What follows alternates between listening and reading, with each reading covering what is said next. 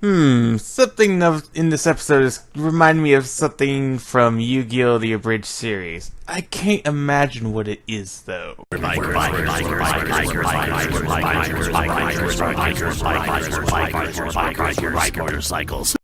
Jokes aside, this was a pretty solid episode. It was a good follow-up to the last one, and I guess it kind of served the cliffhanger well last time. I thought the cliffhanger didn't really go anywhere. It was used a lot better than the Kagure one, but it wasn't quite like the Kurisu cliffhanger. This one was just more, that was the end of that episode, and we go into this one where they're going through a maid shop. Yeah, I was really confused about what the hell was going on. Why they went to this location where Daru is apparently some hacker genius or something, and then it's like, oh, him and Maru talked over the internet and stuff, and she thought he could crack Kreesu's laptop and all that, and then that made sense, and this is just his hideaway. But yeah, a little confusing to start off with, though. Other than that weirdness, really solid episode, even if Kagure again had something weird teased when it comes to the programming that I still don't know what's going on there. She was really into this one commercial, but I don't know anything about that or what's going on there. Daru's reaction to Okabe wanting to destroy the laptop was a good bit of comedy, and Daru was honestly a good foil to have in this scene, because while Maho and Okabe were having this very serious discussion, and him basically showing a side to Maho she has never seen of how bad an idea time machines are and how against them they are, he's making quips like this or talking about how he was going to buy Naroji with the money he was going to use. So it was a really solid dramatic scene with some good Daru comedy. And then the bikers came in, and I don't know why they waited this long to track them down, but it is kind of funny that Daru has an escape plan. That I wonder how often he's had to do this. Probably a lot. I hate the biker threatening best girl. Get that knife the fuck away from her. Apparently the Russians came into the van and blew everything away. And I couldn't tell what was going on exactly. I didn't know what the hell was the deal with the scene when Okabe did that one turn, or how the one lady who got shot at somehow was in the alleyway now. I guess there was a cut that didn't show. I don't think Steins Gate Zero is the best at action. They're kind of clumsy with it. But Maho's reaction to the destroyed laptop, which I guess isn't a plot point anymore unless we go back in time in order to save it, because we have to, is very heartbreaking. She's sorry, she's so devastated that she was unable to save Kreesu's legacy, and it's just all this emotion pouring out. It's just really heartbreaking.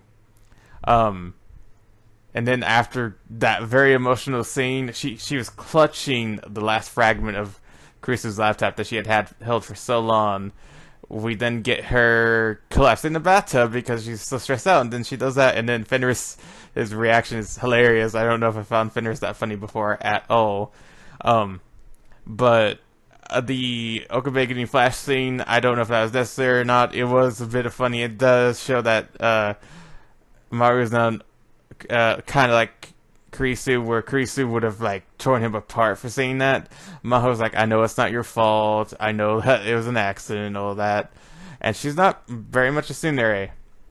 What she is, though, is, I guess you could say she does have a bit of a Napoleon complex, just more, or maybe the complex of the guy from Amadeus. She has that complex where she honestly isn't sure if she's doing keeping Kreesu's legacy around for Kreesu or for herself. And it's kind of heartbreaking to see that. The scene on the bed gave us a little bit more closure with Kreesu, or with Maho, kind of going through the emotions again of comparing herself to Salieri, to Kreesu's Amadeus and Mozart. But Okabe was just like, no, if you show how much you cared about that, you broke down and you apologized to Kreesu whenever that happened. And this was just another nice scene between these two. These two have the best chemistry in all of Steins Gate Zero. Poor Mayuri. Even when Grease is dead, like I said, she can't be best girl. because apparently they just put in another best girl, in my opinion, which is correct. These two also had some good chemistry, and I really, really do ship these two. And this scene was making me think that we were actually going to get that until Maho didn't decide to ask Okabe if him and Kurisu dated. So I guess that was her giving up, and based on the ending of the episode, I think that too. But overall, this was a nice, solid scene that honestly furthers their relationship, and I think might have solidified them more as good friends, rather than potential romantically involved people, or people who are associated with one each other because they were both very close to Kurisu. Now they're actually just good friends. Lynthalo, please don't be the villain. You are best girl, even though you're not best girl. Lynthalo is best girl. Yes, I can finally say his name now. I really hope he's not the villain. His scene where he was going, "Oh, Maho!" at the airport was just adorable. Suzuha's mother is totally not suspicious with that wound on her hand. At least Taoru's finally growing the pair and asking if she wants help in that. That was adorable. It's nice to see that get some development, halfway through the series. But yeah, that's some nice moments, and then we got some nice closure with Okabe talking to Amadeus, with parting ways with her until he goes maybe to America. I don't know if that's going to happen in this series, or maybe he'll do that in Steins Gate, the original Steins Gate series at some point. I don't know if we'll get an OVA showing Maho coming into the picture or not. That would be kind of nice. But it ends on a handshake between Maho and Okabe, which I think just kind of affirms their status as friends and not like potential couple anymore. I think that died, and now all you Mayuri fanboys can rejoice because your best girl might still have a chance if her heart doesn't keep breaking. So this was not how I was expecting this episode to end. I was expecting like the plane to blow up or something and just a whammy, but I guess that might be later. I'm still wondering where this is still going. We still have Kagri in the background not being used at all, so that's going to have to come to a head. And then there's the Russian professor's hand that's hidden underneath the sheet. She's definitely the villain. Like, there's probably, especially since it's the Russians, she's Russian. If maybe it's neither of them, and maybe it's just one of the two friends who are also red herrings.